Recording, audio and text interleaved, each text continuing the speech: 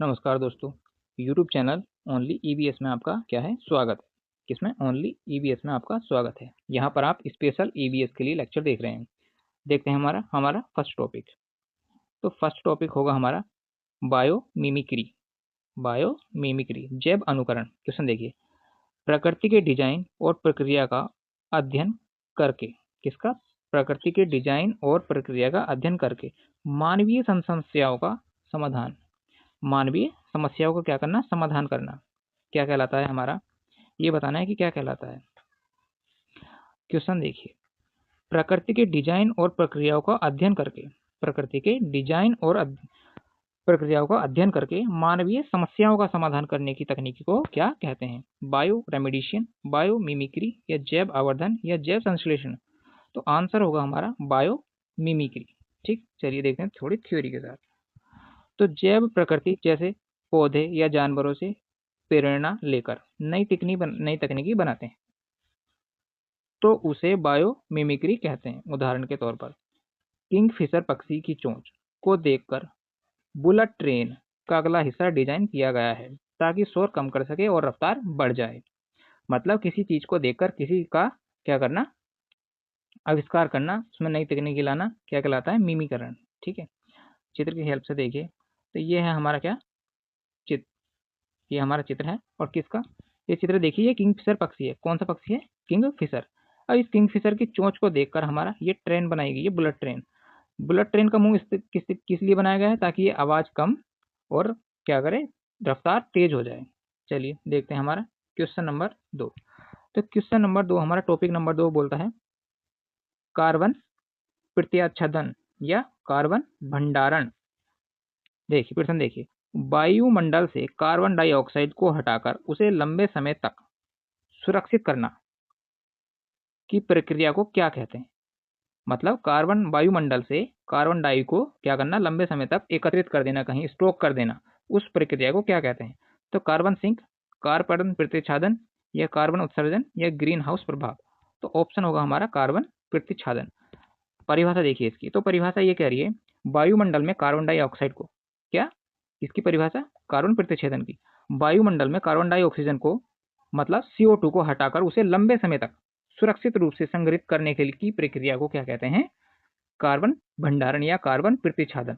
ठीक, याद रख लीजिएगा इंग्लिश मीनिंग से, कार्बन सिक्विस्ट्रेशन। ठीक है, चलिए देखते हैं हम थोड़ी थ्योरी इसकी। ग्लोबल वार्मिंग से लड़ने का एक तरीका है। क्या है? ग्लोबल वार्मिंग लड़ने का क्या है? एक तरीका है। इससे क्या है? इसमें वातावरण की अतिरिक्त CO2 को पौधे, मिट्टी, समुद्री जीव में जमा कर दिया जाता है ताकि गर्मी न बढ़ सके। मतलब ग्लोबल वार्मिंग क्या है? अगर हम कार्बन डाइऑक्साइड CO2 को क्या कर देंगे? संरक्षण कर देंगे, तो ग्लोबल वार्मिंग खुद ही कम हो जाएगा। क्योंकि ग्लोबल वार्मिंग की मतलब CO2 की उपस्थिति के कारण ही तो हमारा क्या होता है? ग्लोबल वार्मिंग की समस्या पैदा होती है। ठीक है, ये चित्र हमारा थोड़ा गलत आ गया, सॉरी उसके लिए। चलिए देखते हैं हमारा टॉपिक नंबर 3। टॉपिक नंबर 3 हमारा बोल रहा है phyto remediation. Topic number 3 phyto remediation हमारा टॉपिक है। क्वेश्चन देखिए डायरेक्ट, जीवित पौधों का उपयोग करके, किसका? जीवित पौधों का उपयोग करके प्रदूषित मिट्टी या पानी से भरी धातुओं और प्रदूषकों को सोखने की प्रक्रिया को क्या कहते हैं? मतलब पौधे, जीवित पौधों का उपयोग करना है हमें, और क्या उससे करना क्या है? प्रदूषित मिट्टी, प्रदूषित पानी और धातुओं प्रदूषकों को क्या करना है? अलग करना है। तो उस प्रक्रिया को क्या कहते हैं? तो फाइडोरेशन। आंसर होगा फाइडोरेशन। तो फाइडोरेशन समझ गए ना हम क्या है? तो फाइडोरेशन एक ऐसी तकनीकी है जिससे जीवित, क्या? जीवित जीवित पौधों का यूज करना है। किसका? पौधों का यूज करके क्या करना है? प्रदूषित मिट्टी को, प्रदूषित, और यह है मिट्टी, मिट्टी को क्या करना है? साफ करने की प्रक्रिया को क्या है हमारा? फाइटोरेमेडिएशन कहते हैं। ठीक, चलिए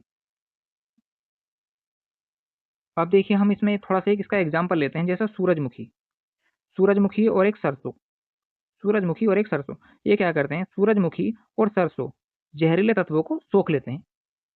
आज सुना होगा तुमने, ठीक है ना? सूरजमुखी का पौधा और सरसों ये क्या करते हैं? आर्सेनिक, सीसा, भारी तत्व धातु, ये क्या है हमारे मिट्टी को क्या करते हैं, बंजर करते हैं, और ये क्या करते हैं, इन चीजों को सोख लेते हैं। तो यही था इसका। फाइटोमेडिशियन, जहरीली मिट्टी को साफ करने का एक प्राकृतिक तरीका कौन सा है, फाइटो रेमेडिशियन। समझ गए? ठीक है, चलिए देखते हैं अगला। अगला क्वेश्चन देखिए, अगला टॉपिक, आवासीय विखंडन, हैबिटियल फ्रेगमेंटेशन। ठीक है, क्वेश्चन देखिए। क्वेश्चन है, जब किसी बड़े प्राकृतिक आवास को मानवीय गतिविधियों, जब किसी बड़े प्राकृतिक आवास को मानवीय गतिविधियों जैसे सड़क या रेल लाइन के कारण दो छोटे छोटे टुकड़ों में बांट दिया जाता है, तो उसे क्या कहते हैं? मतलब किसी प्राकृतिक आवास, ये हमारा प्राकृतिक आवास है और इसको दो टुकड़ों में बांट दिया, तो इस प्रक्रिया को क्या कहेंगे? तो आवासीय विखंडन बोलेंगे इसको, आवासीय विखंडन। इससे क्या होता है, क्या नुकसान है, क्या बेनिफिट है, वो देखिए। तो इससे हमारा नुकसान, थ्योरी देखिए। जंगल के बीच सड़क और पट्टियां निकालने से जंगली जानवरों के घर क्या है, बढ़ जाते हैं। अब जानवर क्या होगा, इससे उन्हें भोजन ढूंढने और प्रजनन करने में दिक्कत होती है, जिससे उनकी संख्या कम होने लगती है। ठीक है, यह जैव विविधता के लिए एक बहुत बड़ा खतरा है। क्या? आवासीय विखंडन। ठीक, अब ये इधर नहीं जा सकते, इधर नहीं जा सकते, मृत्यु होगी, प्रजनन कम हो जाएगा, मतलब बहुत सारी दिक्कतें हैं। ठीक है, चलिए देखते हैं, हमारा आज का हमारा लास्ट टॉपिक होगा। लास्ट टॉपिक हमारा शहरी ताप और डीपीए। इसमें ये क्या, ये इतना खास क्वेश्चन नहीं है। ग्रामीण क्षेत्रों की तुलना में शहरी क्षेत्रों का ताप काफी अधिक होने की घटना को क्या कहते हैं, बताइए। तो इसको, बढ़िया क्वेश्चन है, ये भी सही है। तो इसको बोलते हैं urban heat island. Urban heat island. गांव और हमारे शहरी इलाके में 3 से 5 डिग्री सेल्सियस का क्या होता है, डिफरेंस होता है। ठीक, थैंक्स फॉर वॉचिंग, और देखते रहिए लगातार।